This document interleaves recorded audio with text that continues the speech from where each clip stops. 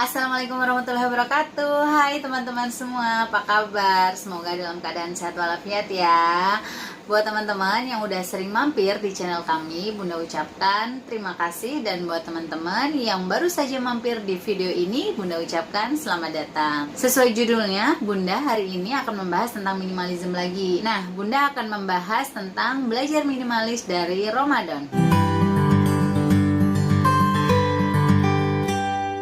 Ya, seperti yang tadi Bunda sampaikan ya teman-teman, kali ini Bunda akan membahas belajar minimalis dari Ramadan. Kenapa Bunda membahas ini? Karena saat ini kan kami ya, Bunda, Ayah, dan Kaila memang sedang belajar menjalankan pola hidup ini ya, pola hidup minimalis. Dan ketika bulan Ramadan ini, Bunda kok merasa sepertinya kok yang sedang Bunda pelajari gitu ya, sedang Bunda jalankan di pola hidup ini kok sepertinya kok sama gitu ya dengan bulan Ramadan. Nah, apa aja ya hasil belajar Bunda gitu ya terkait hidup minimalis yang kami pelajari dari bulan suci Ramadan. Simak ya. Nah, yang pertama adalah belajar menahan keinginan. Seperti bulan suci Ramadan ya teman-teman, kita tahu bahwasanya setiap Ramadan kita itu diajarkan untuk menahan godaan dari nafsu makan, godaan dari emosi, dan godaan lainnya gitu yang bisa membatalkan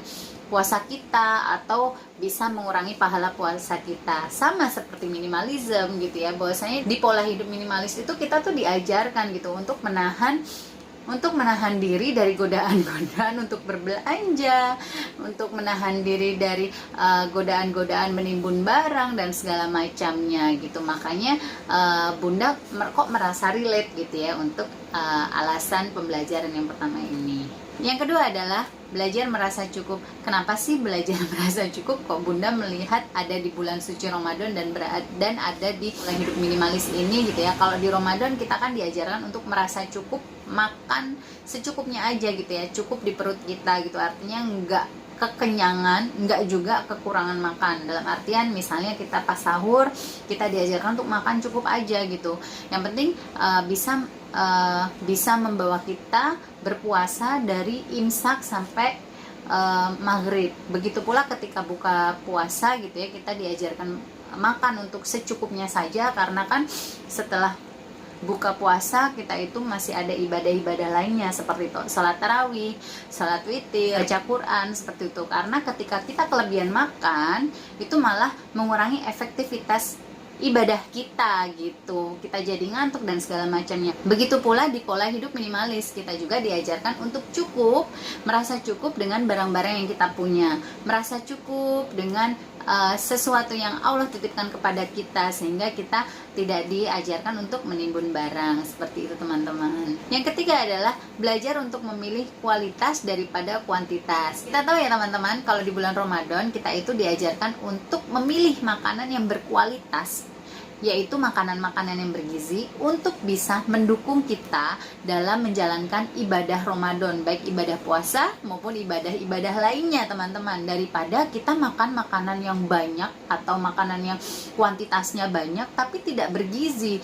Itu yang kemudian membuat kita nanti jadi malah jatuhnya ngedrop, sakit dan segala macam. Bunda lihat di pola hidup minimalis itu kita diajarkan untuk memilih barang itu berkualitas, dalam artian barang-barang itu sesuai dengan fungsinya, sesuai dengan kegunaannya, dan bisa lebih lama umur barangnya daripada barang yang banyak tetapi umurnya sedikit-sedikit gitu. Contohnya seperti headset aja, bukan wajib sih sebenarnya.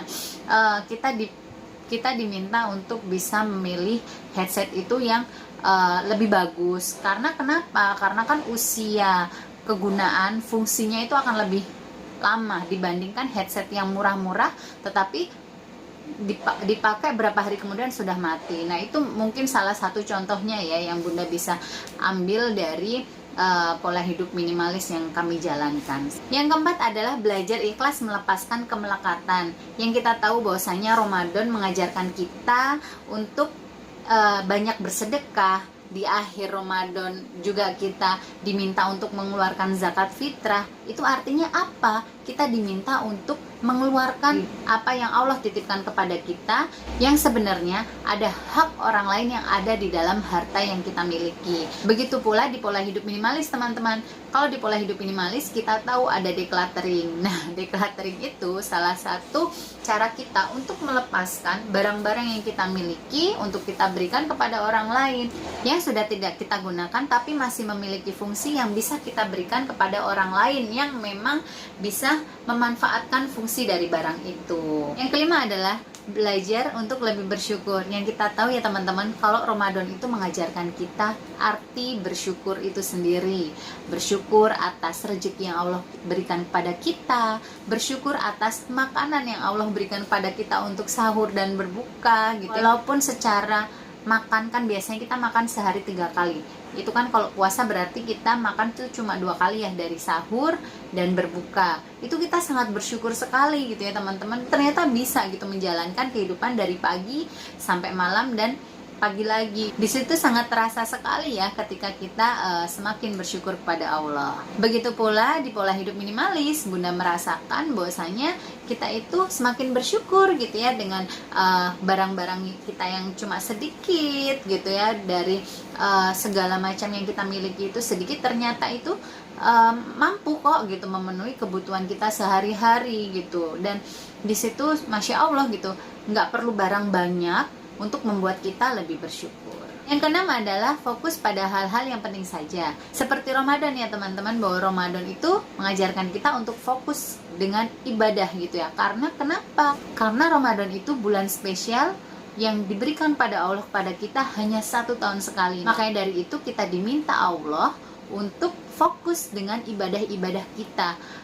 Bayangkan saja teman-teman, semua yang kita lakukan karena Allah di bulan suci Ramadan itu diberikan pahala, bahkan pahalanya itu berlipat ganda. Begitu pula dengan pola hidup minimalis teman-teman. Pola hidup minimalis itu mengajarkan kita untuk fokus pada hal-hal yang penting saja, seperti produktivitas dari diri kita sendiri, bukan malah riweh dengan barang-barang yang kita punya yang sebenarnya tidak penting di kehidupan kita. Itu tadi teman-teman 6 hal yang Bunda pelajari di bulan suci Ramadan ini yang sepertinya kok relate dengan apa yang sedang kami pelajari, yaitu pola hidup minimalis yang sedang kami jalani. Harapannya adalah selama bulan Ramadan ini kita bisa menjalankan ibadah dengan maksimal, dan semoga Allah mengampuni segala dosa-dosa kita sehingga ketika nanti Idul Fitri kita akan terasa lebih ringan. Begitu pula dengan pola hidup minimalis, ketika kita sudah melepaskan beban-beban kita, ketika kita sudah melepaskan